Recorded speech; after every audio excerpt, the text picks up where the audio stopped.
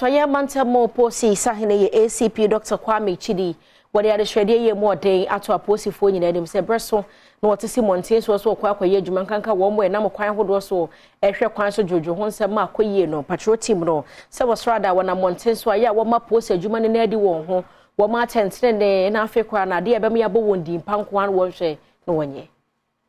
Deputy Western Regional Police Commander ACP Dr. Kwame Chidi Edison Seme to Jawabra Director of the Small Construction and no Justice Amo ebebi e posi fo aso ya no e wo shama kwantempo no so edema aposi fo sebe ya ebeboa wo mo makwani abedi akoso okiremu se saa bia ya wodi ama wo mo ebeboa pa ama aposi fo a wo mbegina kwantempo so bo manfo ho ban no obetimi ne omanfo edi nkita ho osanso ebo posi fo kokko sebuni ya wogina kwantempo no so hunu sede yo ne temamufo ebekasa sebe ya Imagine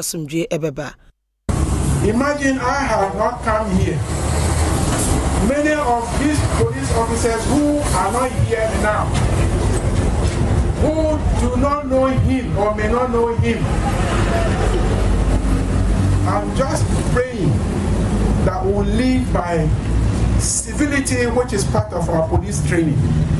That we continue to demonstrate that civility to anybody who needs our services. Because there are so many just more that you may not know. One bad behavior will speak volume and dark you and I our faces. And we see Yepe and a managing director, Yawoda Small Constructions, and no any Adom Kasee education como editor just say a post for said so about man for Kwahobai, a senti, no be say one more baby and yuma ewo, chronomun so ebe do betimi aboa.